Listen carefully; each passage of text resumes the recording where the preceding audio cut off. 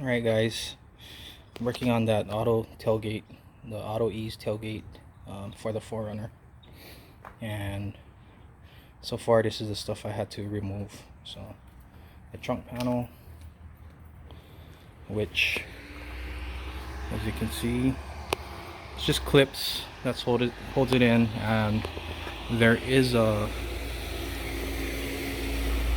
10mm bolt here, which is that grab handle that I took out.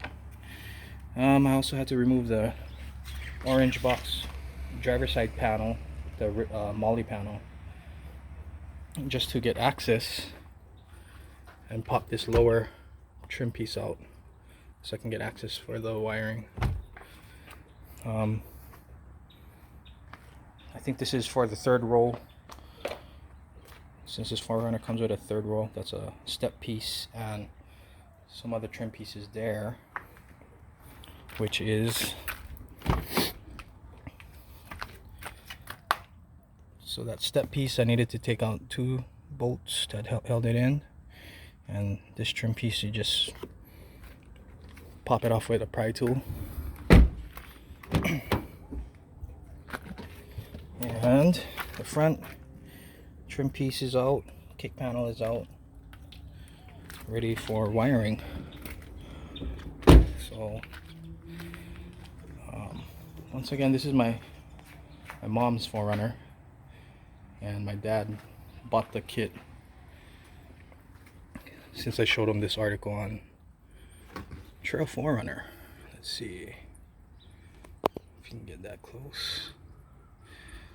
So I'm basically using Trail 4runner instructions because the kit itself did not come with any instructions. But this is what you get. So this is the control box, some wiring. I think this is wiring for the dash button, more wiring. I'm gonna figure it out as I go, and right now I'm gonna need these pieces, these and that guy right there, to install the struts. So stay tuned. As far as right now, I'm gonna be installing the driver's side. I'll show you how it looks once it's installed. But got the passenger side propped up with just some rubber and a vice grip. It's holding it up for now. Just gonna do one side at a time. Alright, so stay tuned.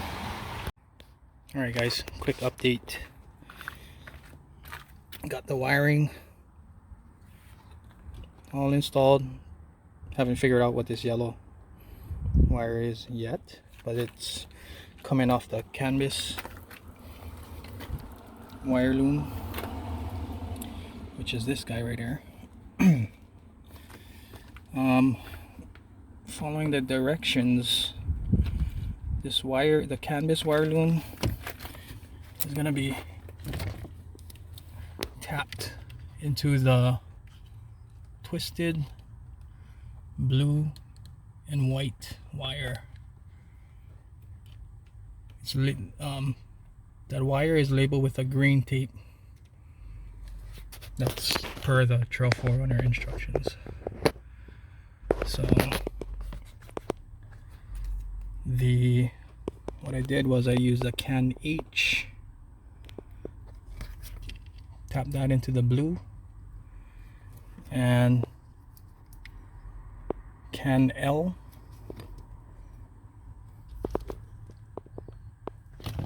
if you can see, can L, tap that into the white.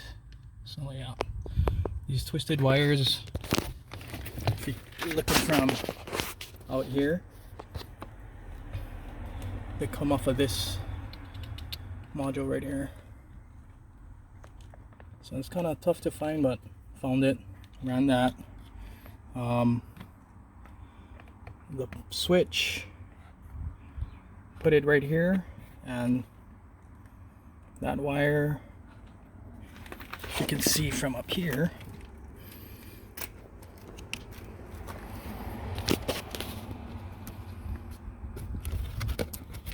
that connection is part of the wiring harness as well.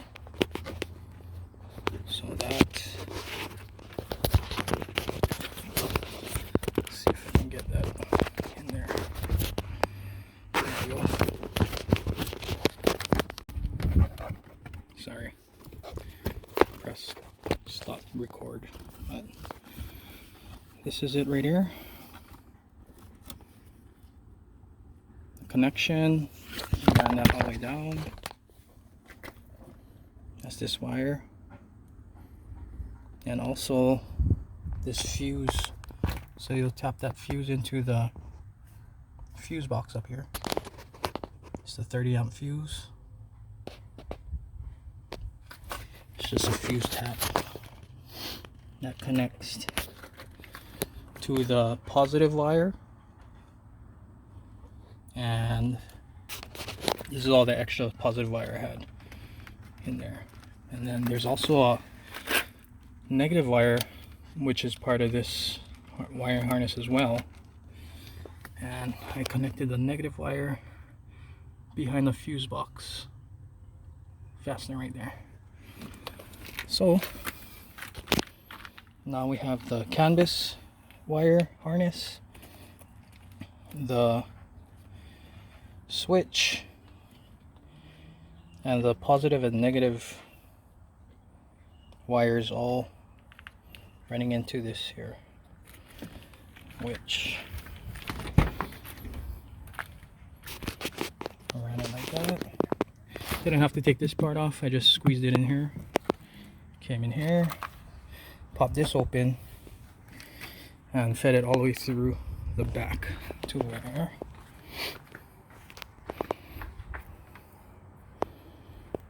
this is the positive and negative wires that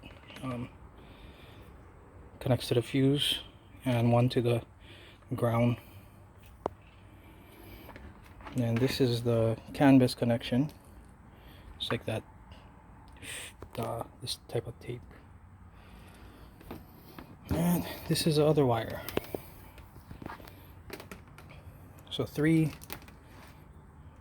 four total wires coming through. Positive, negative, canvas, and the switch. Okay, took the speakers out.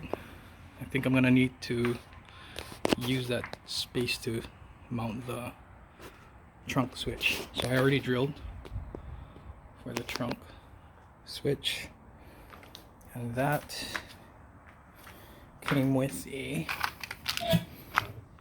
hole saw. Fairly easy to make that hole. I guess you can put it wherever you want. And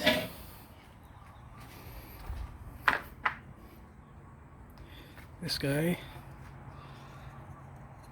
is gonna go through that hole. I did paint it beforehand. After I drilled the hole, I painted bare metal.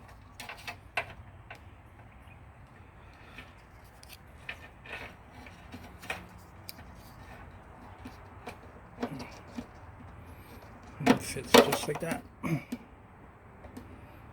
There's a plastic nut I'm gonna put on, and I'll continue with the wiring. So I'll update you guys on how that goes. Alright, thanks. Alright guys, kind of modified the install to where I put that control box behind where this the jack assembly, the bottle jack assembly goes. So everything basically just plugs into that controller box. I wasn't able to get good video for the wiring, but it was pretty difficult with wiring this guy. I was trying to fish it through here and bring it out of this grommet.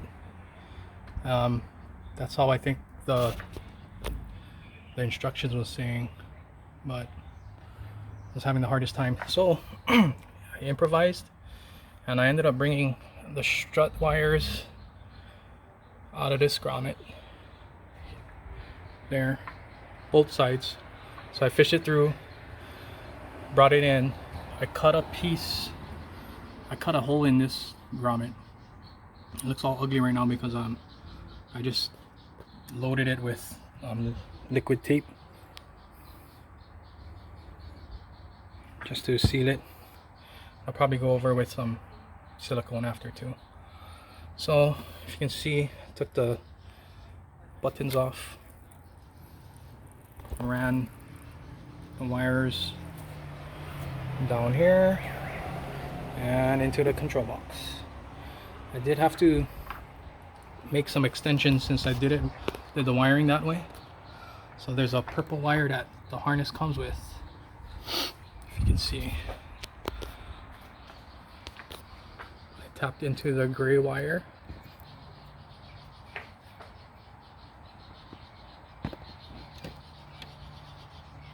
On this connection, kind of hard to see, but it's up there. There you go. And then I just made a extension that goes all the way in here. I was able to fish smaller wires through here, into here, down here, all the way down. And did the same for the door connection too. This door connection is for the push button right there. So I cut the harness and I made extensions, fed the wiring through there, and everything is connected now. The only questions I had was, I'm not too sure if I did this correctly. There's this piece, these two springs, I just put it under the hinge, and the actual hinges came with a piece where I couldn't figure it out from YouTube videos or anything. I didn't email the guy for directions or anything, so I'm just gonna leave it like this for now. I just pretty much put it right over the old hinge, so hopefully that's correct on both sides. Yep, and that's pretty much it. I tested it,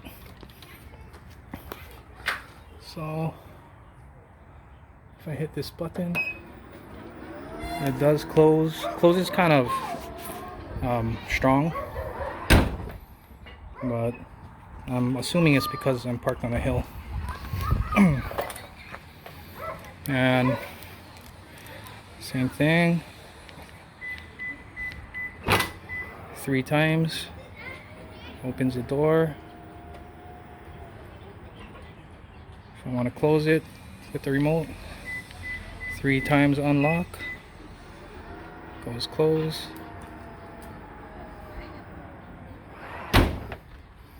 And I think you gotta hold it down.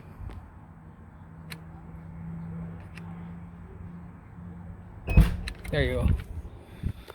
Then it opens.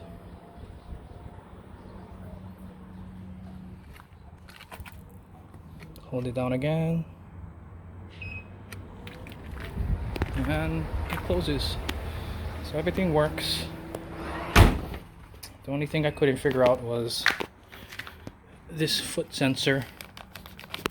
So I'm gonna go have my mom or dad go email whoever they ordered it from to see if they can provide instructions for that. But yeah. Alright. Just gonna go ahead and put everything else in and call it a day. Alright, thanks guys. Alright guys. Finally got some instructions for the foot sensor. So I'm gonna attempt to connect this today.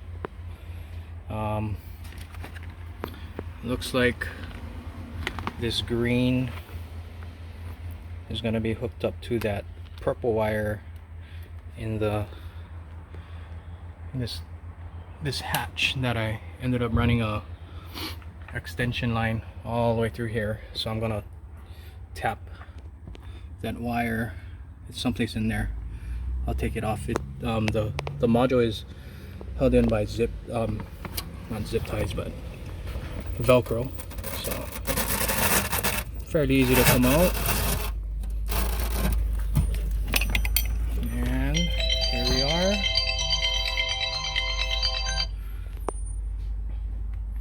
I have the speaker right there, and it's this blue wire. So I'm just gonna T-tap it, T-tap that green to the blue, yellow to the power, and find a ground. Connect this all up and hopefully it works. So stay tuned. Alright guys, quick update.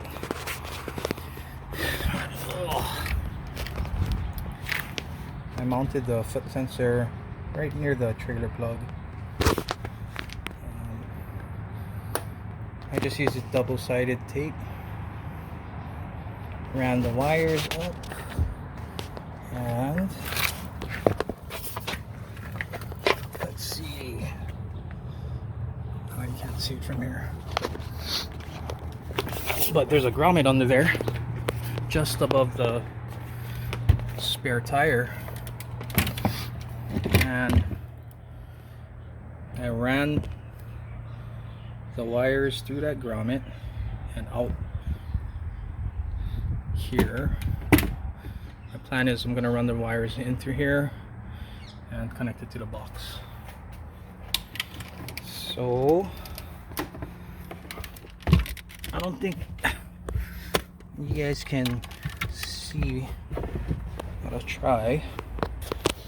So I had to put the third seat up.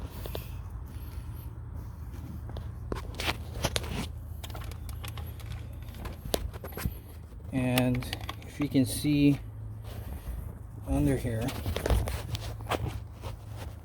there you go. That's the grommet.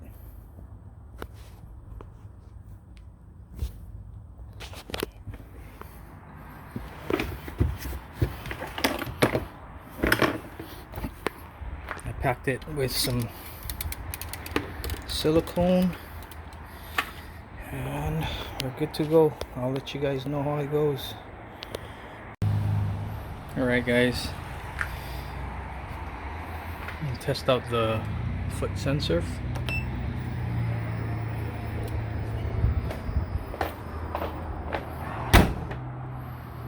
So mounted the sensor pretty much just to the right of the rear backup sensor. So there it is. Working pretty good. Got everything back into this cubby behind the jack, and we are done. Still trying to figure out if I can adjust how strong it closes, because it seems a little too strong, but I'm just glad that everything works for now. Alright, hope it helped somebody. How's it going guys? So I just wanted to do a quick update on the power liftgate that I just installed on my mom's 4runner. So my dad was able to get the manual, and after reading it, there was a few different things that I noticed compared to the Trail 4runner instructions. And I mean, I installed their liftgate per those instructions and everything works. So I'm just going to leave the wiring as is, unless maybe in the future there's any problems, then I'll go back in and switch everything to this manual, the wiring. So there was about two differences in the wiring that I noticed compared to the other instructions. So if you remember me showing the yellow wire earlier in the vid, that yellow wire is for remote control, and the canvas wires, they're for backup purpose, and these instructions say to ignore them. So these two wires is the wires that I connected to the twisted blue and white wires. If you can see, so this is the correct or the updated way of wiring it. The 2010 to 2019 4runner, that yellow wire connects to this white wire here, and the 2020 to the 2021, that yellow wire connects to this green wire. So that was one of the differences. There was a pigtail connection that I didn't use as well.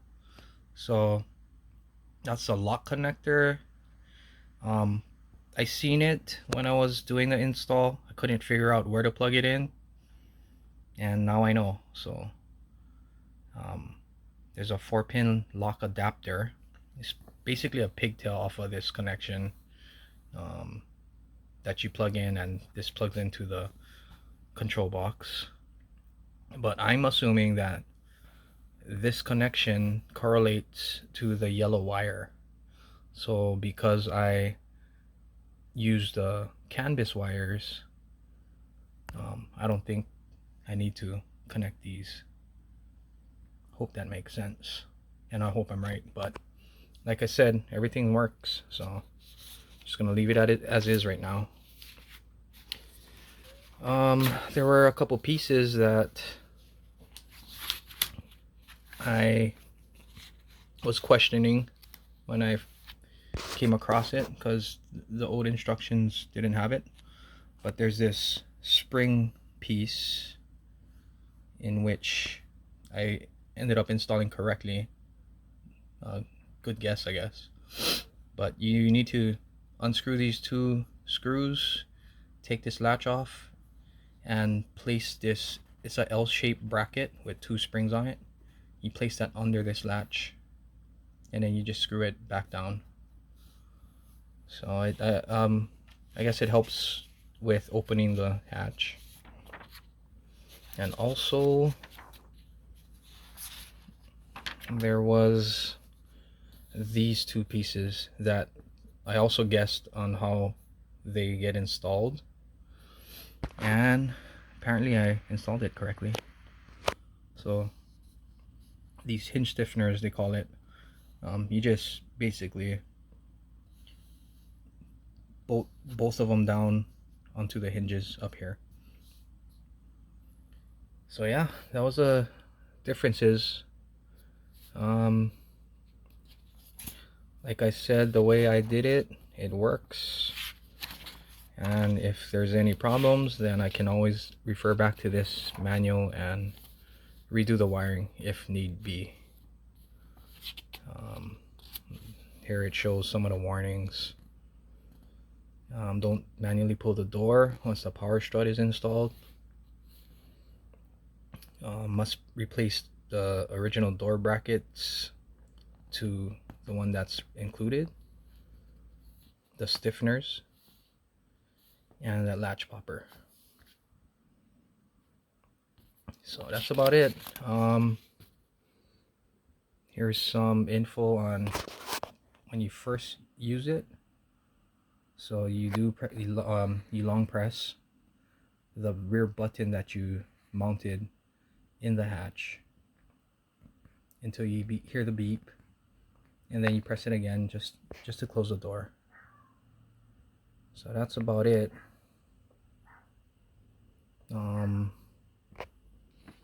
I hope that helps whoever is trying to do this install. In no way is this an instructional video, but I tried to get whatever I could on video just so